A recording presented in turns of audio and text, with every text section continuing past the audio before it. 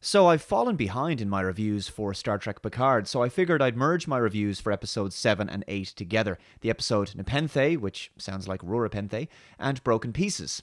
At this point, it's more like Broken Series. Shut the fuck up. Okay, I'm sorry. Star Trek Picard is amazing. This is going to be a positive and upbeat review where we focus on how awesome this series is, right guys? That way my critics can finally... Shut the fuck up. Okay, keep it together. Admirals on modern Star Trek seem to have gutter mouth for some reason. At least the semi-regular swearing on this show definitely doesn't feel massively out of place, cringy, unnecessary, and extremely jarring or anything. Nepenthe opens with a flashback to the previous meeting between Commodore O and Jurati at Okinawa, and it's explained that Jurati is being used to track Picard. Scary Men in Black type character Commodore O wears shades, despite being a Vulcan and not needing them. The brightness of the Vulcan sun has caused the development of an inner eyelid, which acts as a shield against high-intensity light. You'd better protect your eyes from the glare. My inner eyelids will protect my vision. My species evolved on this planet. Don't continuity errors just make you sick?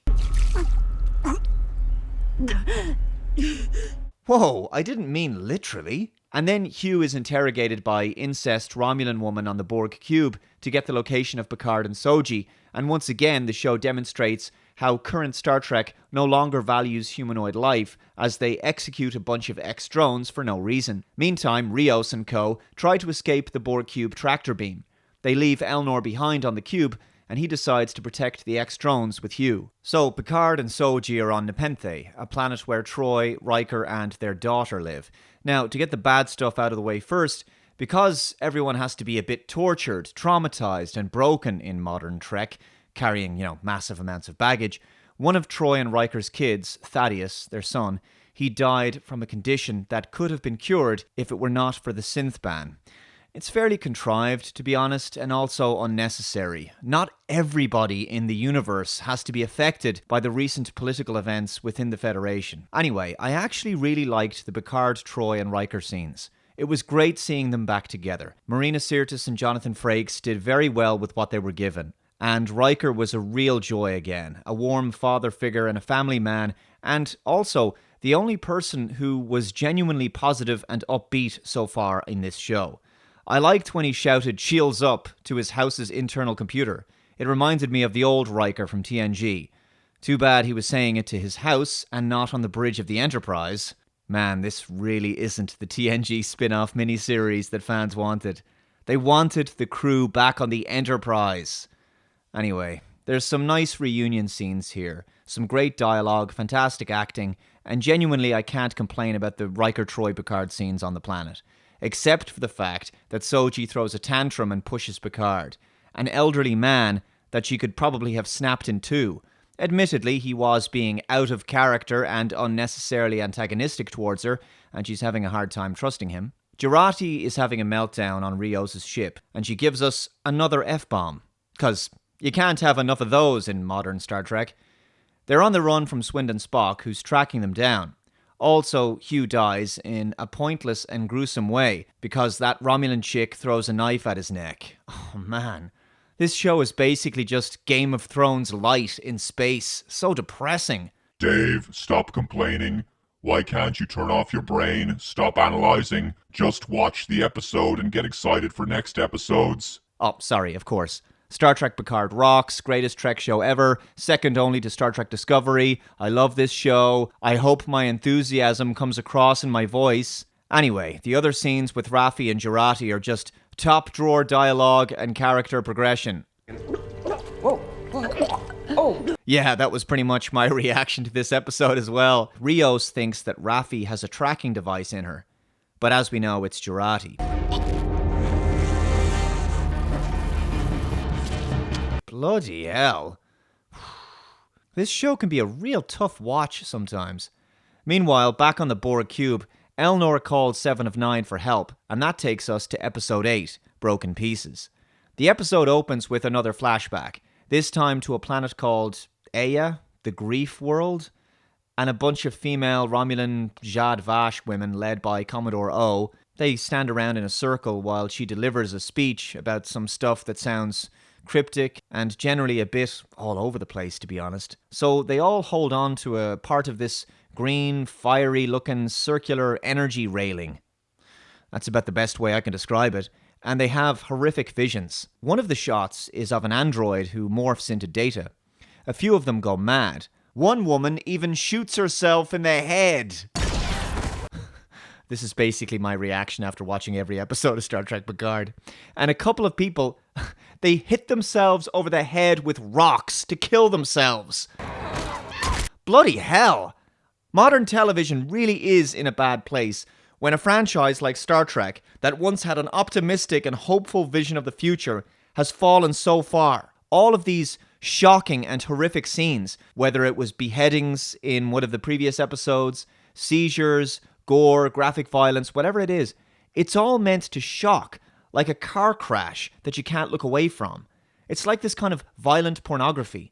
There's no talent here. The writing is all about trying to shock and disturb the audience more and more. And my critics actually wonder why I'm so hard on this show. Let me explain it very simply. Because it's not Star Trek! Oh, okay, sorry. Let me try to find the good in this scene. It's so well filmed. Such great CGI. It's amazing. Greatest, most powerful show ever. Are you happy now? Anyway, the lady left standing is Swindon Spock's girlfriend. I mean, sister. So I guess she's passed the test or whatever. This makes no sense. Why was this scene necessary? I mean, if you're a clandestine secret society group and you're initiating people into your cult to try to stop a powerful adversary, wouldn't you want to try to preserve the lives of as many of your followers as possible and not expose them to something that might make them go nuts and kill themselves? I mean, if the destroyer is so absolutely terrifying and destructive, then just tell people how bad it is. At least that way, they can still join your cause and work with you to try to stop it. They're not much use to you when they're driven insane or dead. What is the use of a vision that makes people crazy and suicidal? It makes no practical sense. Dave, you obviously don't know what you're talking about. You don't understand that seeing characters commit suicide on screen in a disturbing and bloody manner is more important than storylines. Unsubbed, disliked, goodbye. Now if you'll excuse me, I'm going to destroy you in a video response and debunk your entire life. Turns out that the Romulan chick who went postal a few episodes back cared for Narek and his sister. The leather-clad Romulan lady sends guards to hunt down Elnor, who Matrix fights his way through some of them before 7 of 9 shows up to help him out. Back on Rios' ship, he's acting weird when Picard tells him to lay in a course for Deep Space 12. He's having a strange reaction to the appearance of Soji. Raffi calls Picard a fool, because this show should really be called Star Trek. Picard is a doormat and takes constant abuse from everyone, especially Raffi, and she threatens to shoot Soji. They find out that Jurati is the one with the tracking device inside of her, and they're blaming Picard for that, because he has to get blamed for everything that wasn't his fault, as usual. They also believe that Jurati killed Bruce Maddox, which obviously, as we know, is true.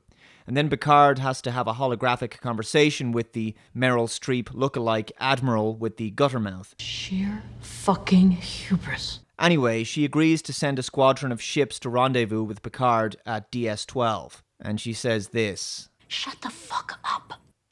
Oh boy. Enough said, let's move on.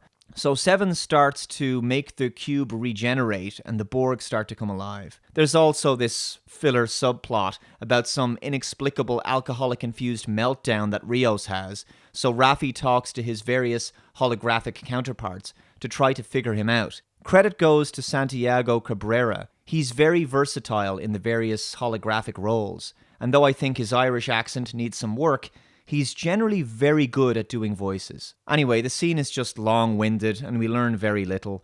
The episode is seriously bogged down at this point. And meantime, Jurati is amazed that Soji can do mundane things like drink, sleep, and eat. Wow, I'm amazed. You've got beauty marks as well. Oh my god, wow. I mean, it's not like people in the 25th century aren't surrounded by other types of synthetic life forms, such as holograms, which are indistinguishable from humans. Does anyone else just think this whole synthetic ban is absurd? considering it only applies to cybernetic life forms and not holograms. They're just as self-aware and artificial as androids. Makes no sense. So everyone on the ship is, broken, burned out, traumatized, like Rios, for example. He talks about a girl named Jana who looks just like Soji, obviously another android or whatever. And he has his own personal demons from the suicide of his commanding officer from back when he was still in Starfleet. Meanwhile, back on the Borg cube, we have yet more light-hearted and upbeat scenes. No, of course not. Just the leather-clad Romulan lady murdering a bunch of people in cold blood. I guess you could say at least the show is consistent.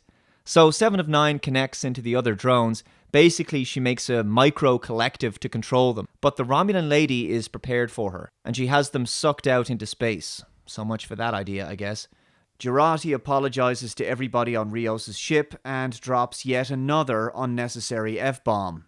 The central plot is now revealed in a big info dump. I told you it was coming, basically a long time ago.